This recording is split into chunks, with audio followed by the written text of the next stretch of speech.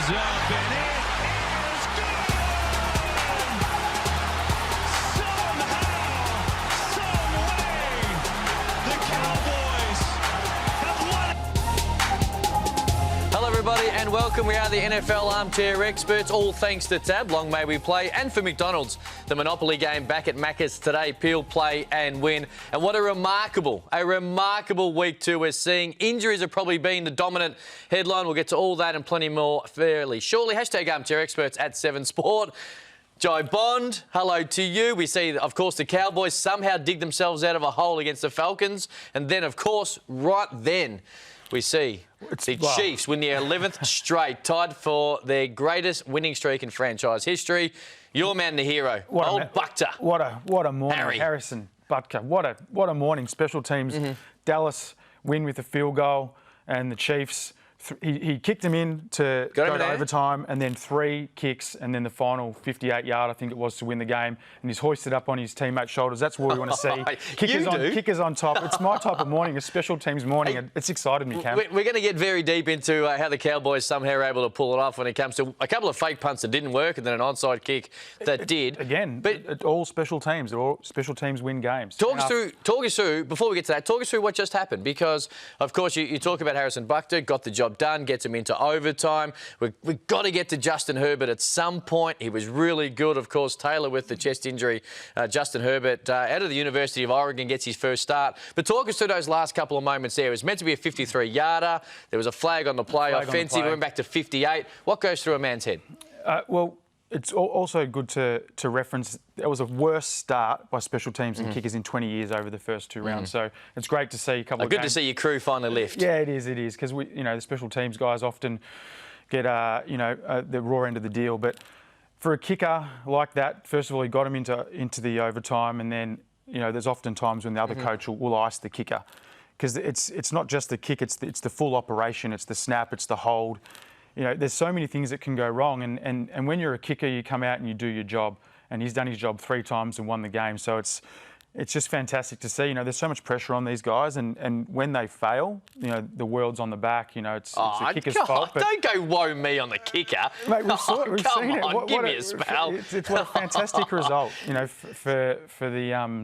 for the Chiefs and Harrison. Great result. For the community of kickers right around the world, of course, which you were a part of, they are rejoicing. Who do you think's on the back page of the Kansas City Herald tomorrow? Is it Mahomes or is it Harrison Butker? Harrison. There you go. All right, there you go. The Chiefs get the win, 11th straight ties. Their best consecutive winning streak in franchise history, of course. A lot of that came on the back of Patrick Mahomes coming back last year from that injury. It led, of course, part of it was the Super Bowl. Now, Dallas Cowboys. Yep. Atlanta Falcons fans are sick to death of talking about blowing big leads. This isn't exactly a Super Bowl, but it was a fairly sizable lead that the Cowboys have somehow been able to come back and win after they let one go in week 1. Have a look at this. Yeah, we talk about the Cowboys always. Well, I think they're going to have a good year. I was a little panicky halfway through that first quarter. But talk through, first we might start with the fake punts. Talk us through this, explain it what it is when it all happens. Because in this situation, there's a fair bit of pressure that is on. Of course, the Cowboys are trying to reach. Talk us through what happens here. Well, we're still waiting for the footage here, but what happens is... All right, there we go. Here it is. Well, apologies.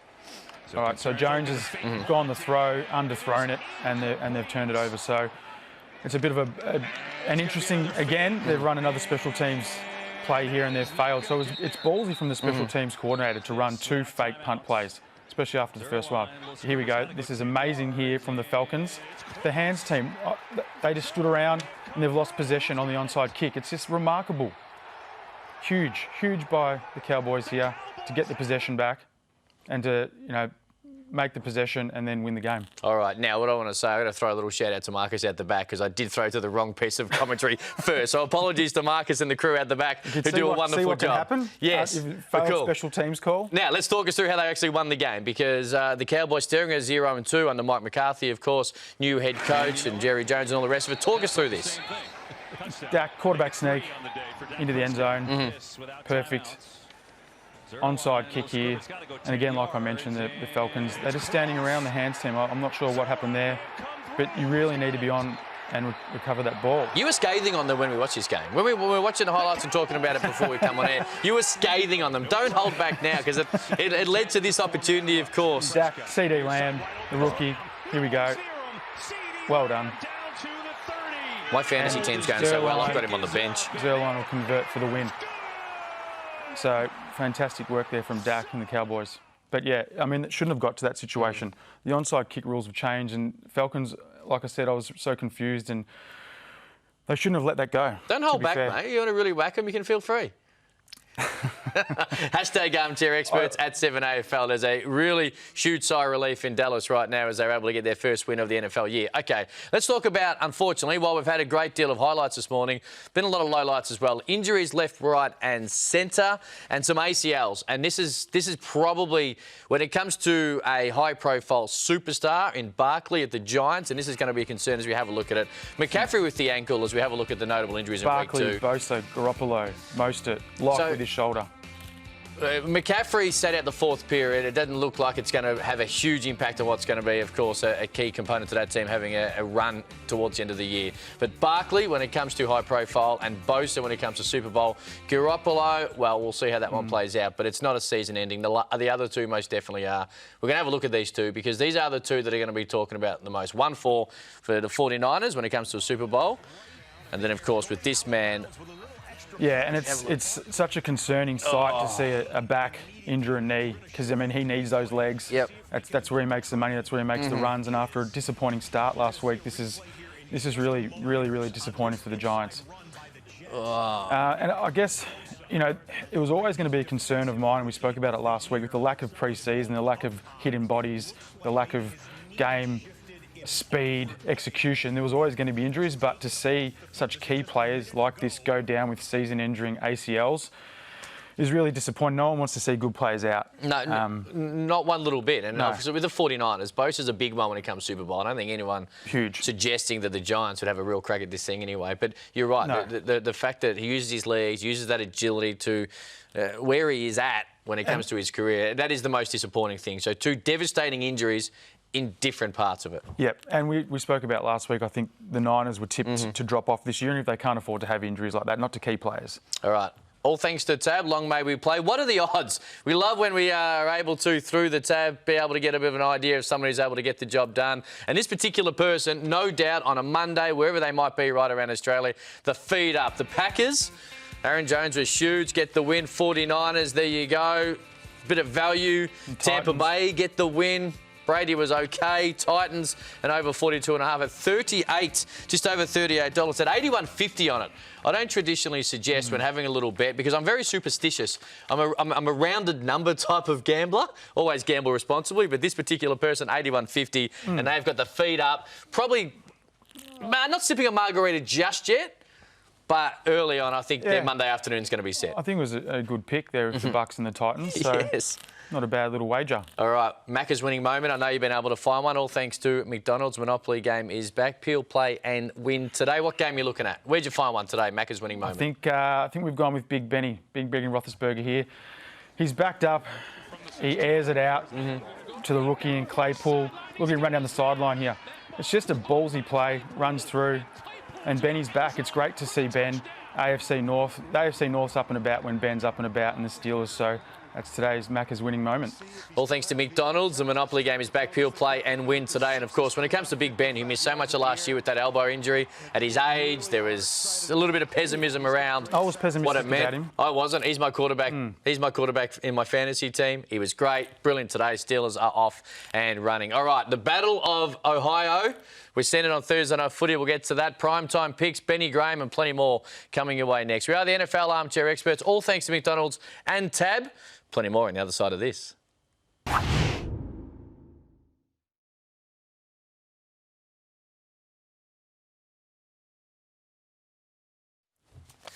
Hashtag Armchair Experts at 7AFL to get involved. We do it all thanks to McDonald's and Tab. And if you're watching us right now, you're watching us at 7Sport on Twitter. Get involved.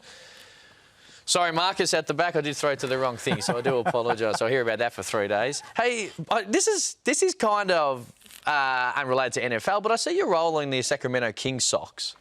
What's the story here? I'm a big Kings fan. Really? Yeah. Yeah, I There am. you go, man. Oh, we better in social distance. We Haven't had much success with the Kings over but the yeah, years. show the world, because to be fair, you're the only Sacramento King fan in the country, which means you're probably the only person who owns those socks. Why are you a Kings fan? What's his Sacktown style? Mike, him and for people who know Mike Bibby, Jai and Mike Bibby work out occasionally. Throw some steel. Mike Bibby's jacked up. And I know he is. I watched a show on YouTube the other day about Mike Bibby's house. He's got 3,000 pairs of Jordans. He was one of the original Jordan brand ambassadors.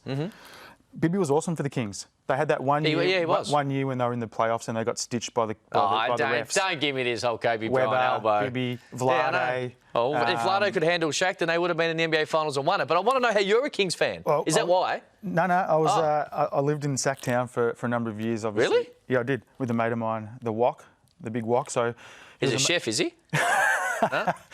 We enjoyed our. We ate a lot out in Sacramento. Why did you live in Sacramento? Because I went to university with him here in Australia. When I moved over to the States, I needed somewhere to live because during the season they put you up in a hotel or a condo or whatever, and then when you don't have anywhere to go, you have to find somewhere to live. And obviously I didn't have anywhere, so I shacked up with the Wok. I lived with Darren Bennett for a while as well, but.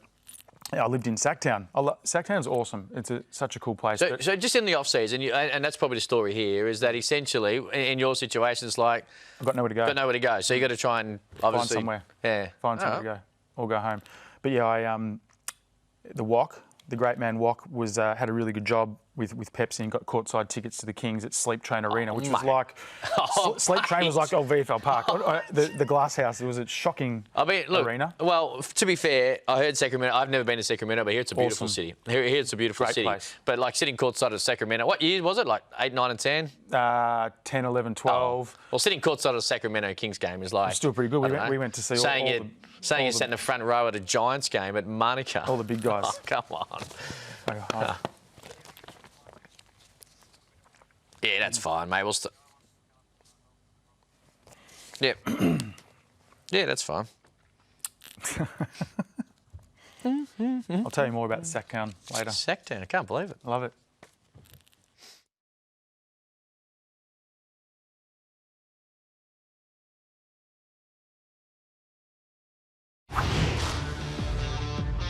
Raheem Mostert will get the toss.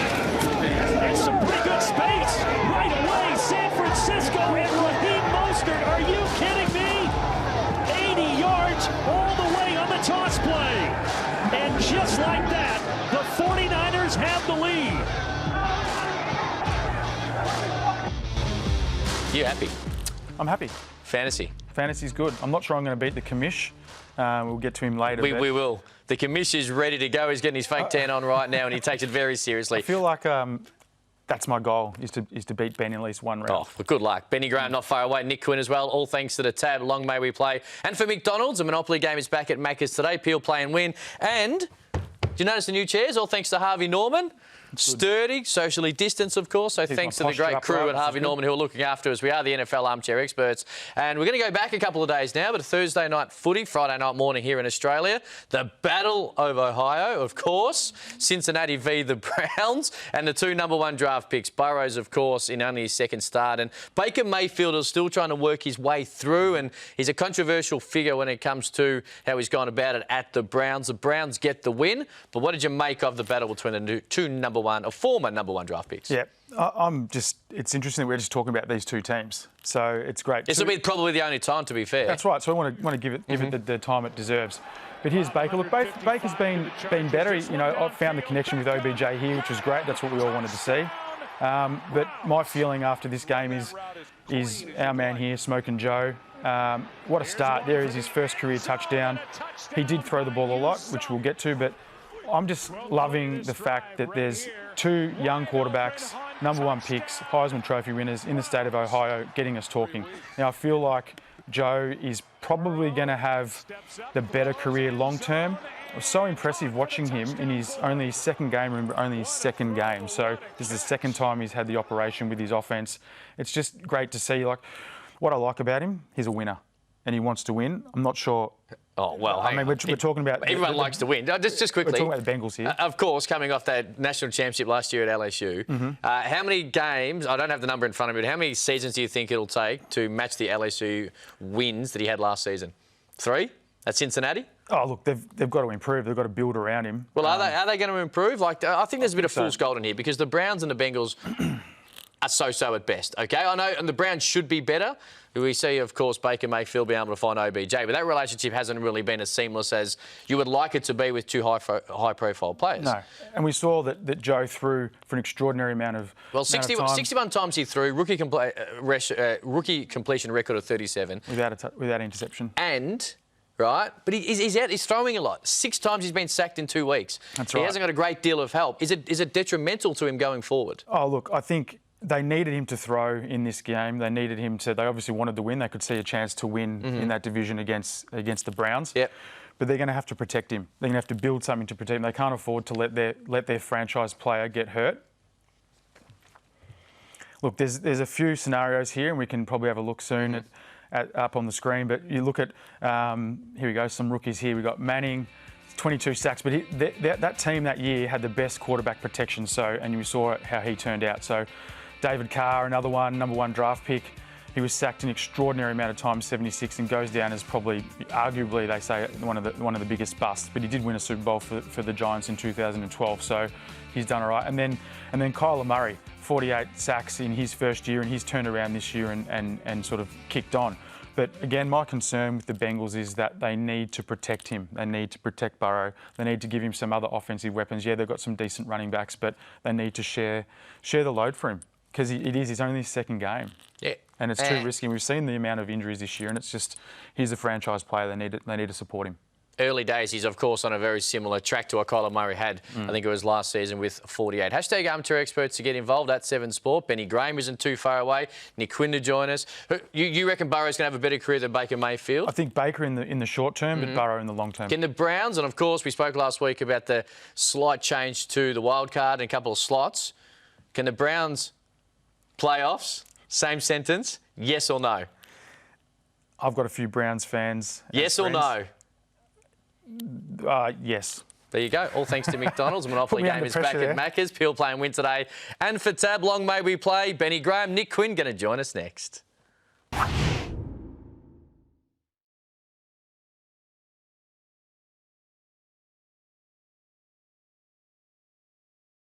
Hashtag armchair experts at 7 Sport, rather. Of course, 7 AFL is where our AFL armchair experts will be back on Wednesday. Oh, you're sweating? I'm on the Browns. You need to get a towel. Well, you're on now. I'm on the Browns. You have to be. I'll wear a Browns sweater next week. I think I'll order one online and I'll bring it. I've got the Browns cup here. I'm on the Browns. Yeah. I would like. You've been to Cleveland. You would have been to Cleveland, right? Yeah, I've been to Cleveland. Lovely place. What? Lovely place. Okay. Well, you probably had things to do. I was there as an armchair expert, actually, over the NBA Finals. So I'll tell you something about the big shout out to Harry Buffaloes and Matt, who looked after me for 10 days. About the Bengals. When I was about 11, I think it was 11, I had a mouse, a pet mouse. It was like at school, I think it was. I can't remember. I only remember this on the way in this morning. Okay. And I named him Boomer Esiason, which was after the quarterback from the Bengals. Why? I got no idea. I was 11. I must have liked the Bengals back then. Really? Yeah. Why? Like what? Why? I just had the mouse called Boomer. I don't, obviously, and we like to see support for all teams. So I'm not saying you shouldn't be a Bengals fan, but their most successful quarterback, Andy Dalton, had a couple of, I think, playoffs, and Carson Palmer, but yeah, Boomer, my mouse Boomer. Okay. I don't know, it might have had mouse, had babies or something, I'm not sure. Might have even been a girl. You had a pet mouse? It was at school. At school, yeah, a school pet mouse. Yeah. Okay, that makes a little sense.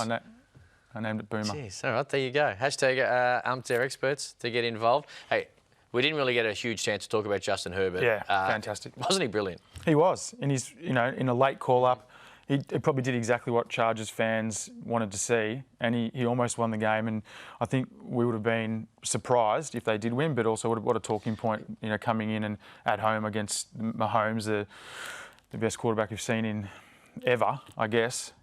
So, yeah, it would have been good. Two things really stick out for me, okay? That stadium looks insane. Looks sick. Right? Secondly, though, Chargers fans who have been notoriously getting used to, in recent years at least, close games not going their way. They got the win last week, of course, which really shocked the world almost. Some errant throws also. Exactly. He protect the ball and he was good. Charger fans late would have been like, hey, where's Philip Rivers to stuff this up? Yeah. You know what? And it wasn't the way that it played out. And Justin Herbert, of course, who gets to start. Will he start now going, do you think he'll start week 3? Well, I think if Tyrod's injured, then for sure. But I think What if he's not injured? Well, I think so. I think you've got to go with him. I think so too. He didn't do anything to suggest otherwise. At all, and took on the best team in the game and the best quarterback. He was always going to be the starter at some stage. I didn't see it happening until, potentially late in the season or next season. I think it's time to just let him loose.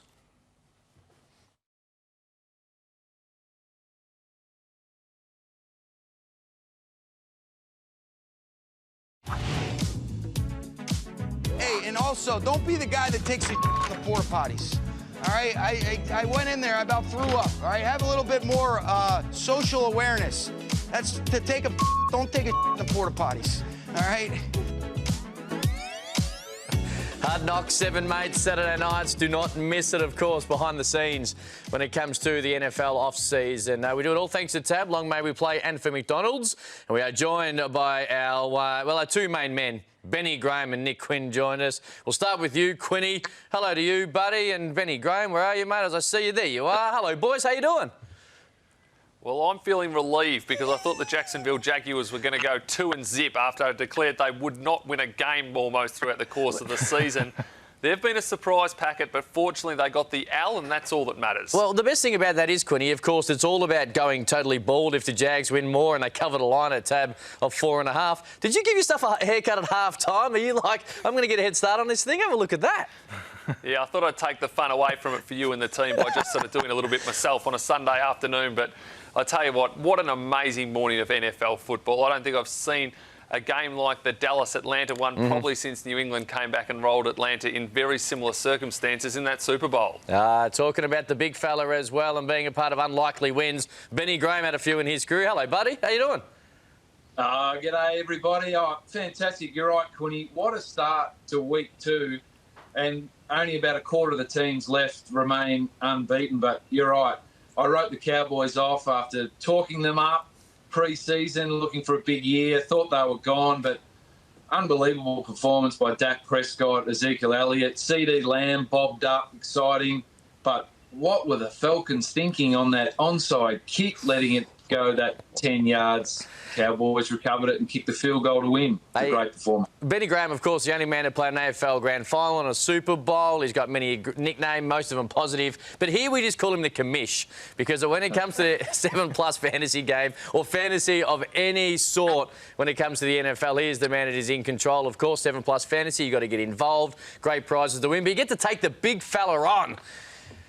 Oh, I'll tell you what. I thought I was in with a chance. No, well, I was close. Well, I did better than I thought. Well, have a look at this, because I've had a horrible week 1. There is the commish, of course. Can I borrow your CDs? I tell you what, CD having a great start to the year.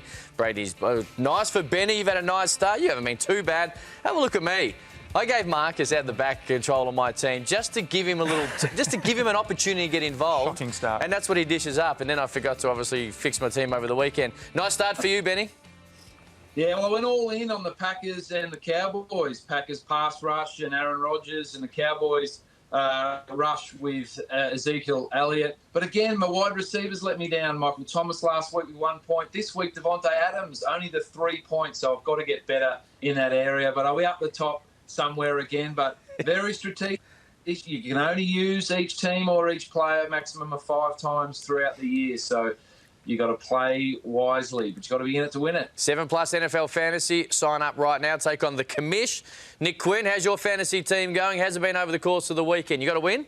Or heading towards one Dak at least? Prescott, absolutely superb. Saved my cotton socks again this week, Dak, so hopefully we can make it 2-0. But Julio Jones, I did have him. He dropped a touchdown that would have been easier to catch than drop. I'm still trying to recover from that.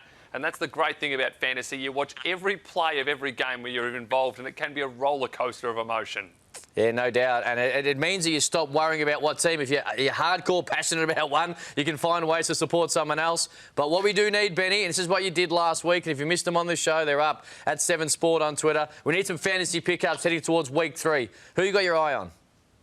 Well, I love Jonathan Taylor. Marlon Mack for the Colts is out injured. Jonathan Taylor great day, over 100 yards and a touchdown. Tyler Higbee, 3 touchdowns for the Rams. They've been very quiet, the Rams, but they had a good win, so keep an eye on him. And we're only in week 2, but those teams and players that are trying to gel with their new teams, Leonard Fournette, pick him up.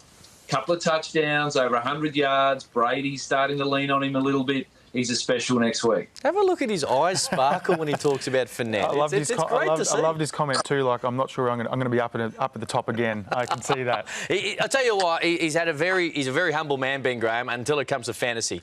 Then the whole thing is humility is out the window, and it's just all about him. All right, all thanks to Tab. Don't forget, NFL Pick'em game is there as well. Get involved. Have had a scorching start. Humility is not my strong suit. I'll give you the drum. All right, let's lead into the primetime picks. All thanks to Tab. Long may we play as we head towards it. Let's start with you, Benny Graham, because this is an interesting game. The Patriots and the Seahawks both had the win last week, of course. It's a new dawn with Cam Newton at New England. What do you make of it? Well, one of the longest road trips in football with the Patriots travelling west to Seattle. I love what Seattle did last week, particularly Russell Wilson. He was enormous again, 4 touchdowns, completed all but 4 of his passes. I just think they'll be too strong at home, although the 12th man will have no effect. No fans in Seattle for the first 3 home games. The Patriots, they did what they needed to do last week against the Dolphins. Again, looking at the game plan here with Cam Newton, they've got to be able to have a dual threat here. If Cam Newton can't get it done through the air, he's got to be able to use his legs, use his running back in Sonny Michel. But I just think the Seahawks will be too strong. Don't write the Patriots off, but the Seahawks to win this one. You agree? I agree. It's such a long road trip, and Russell's been so good as well, so I can't tip against the Seahawks. Quiddy, Seahawks or Pats? Definitely the Seahawks. These teams have played each other 18 times in history and locked at 9 apiece. I think Seattle will make it win number 10 against New England today. I do think they look one of the stronger bets, and hopefully a few punters can end the weekend with a bang. But Seahawks a genuine Super Bowl contender for mine, while New England, yes, they won week 1, but I think they're going to be around a 500 team this season. Now, Quinny, while we're with you, New Orleans, they go to Vegas to take on the Raiders. No Michael Thomas. Who are you tipping there? Yeah, the first game in Sin City, and how appropriate that New Orleans is the visiting team there. I think the Saints will grind out a win. I think this will be a relatively low-scoring game. The total over and under very high here. But I think New Orleans might come with a bit of a try and control possession game plan, and I think they'll grind out a win against the Raiders, as both these teams started week 1 with a win. All right, Benny Graham, let's just quickly look at the Jags and the Dolphins as well. Of course, when it comes to the Armchair Experts Hall of Fame, Benny, you've only got one person ever in. And he plays in this game. Gardner Minshew was awesome last week, but this one coming up, I mean, obviously the Jaguars, they had a fantastic effort against the Titans, but couldn't quite get across the line. They come up against the Dolphins, who, again, dropped the game that they should have won too against the Bills. So it's a fascinating contest. It is in Jacksonville. They are allowing 25% of their fans in the stadium, so their fans need to get behind them. This will be a close game, and both teams early in the season will be looking at that 7th wildcard spot and thinking if there's still a chance, this is a game they must win. But I think the Jags will just be good enough at home. I can't believe Benny Graham's gone against your old boys, Jai. Let's have a look at who we've all picked as well as we head to those 3 games. Primetime picks. I had a really nice start, and I don't know about you boys. Oh, jeez, there you go. Some similar picks there. You've gone against your old boys? Oh, look, my short career there, I've got to go with the Jags. I'm on the Jags all year until at least they get 4.5 wins. All right. For the obvious reasons. Yeah. All thanks to Tab. Along may we play. Let's have a look at a multi as we head towards this weekend. Same game, this week, same game multi. The Armchair Experts, same game multi. Download the app. Always gamble responsibly. You can jump on this. The Raiders plus 4.5. Saints total 24.5. And the game total over 50.5 points, 460. Nice little bit of value there, Nick Quinn. I like this. I like the game yeah, total. I like it too. I think I have to hop on that one as well. And you've been seeing them pretty well so far, so hopefully we can have a little bit of joy here. Yeah, all right. Anything else before we do let you go, Quinny, BG? Anything that really we need to get into before we say goodbye? Stick with the Dolphins. They'll beat the Jags. Don't be fooled by the Jags. Hey, Commish, what do you got for us? The 7+ Fantasy Challenge. Might win a TV. Yes, but I'll tell you what you're doing, and I'm not overly happy with this, although I like the idea of it. You're giving everyone hints. You're jumping on Twitter and giving everyone hints at 7 Sport, but definitely sign up. Boys, we'll see you next week. Thanks, gents. Go Jags. Go Jags. That is disgusting by you. All thanks to Tab Long May We Play. And for the Monopoly Gamers Maccas, it's back. Peel, play, win today. We are the NFL Armchair Experts. Get involved at 7 Sport. We'll see you next week.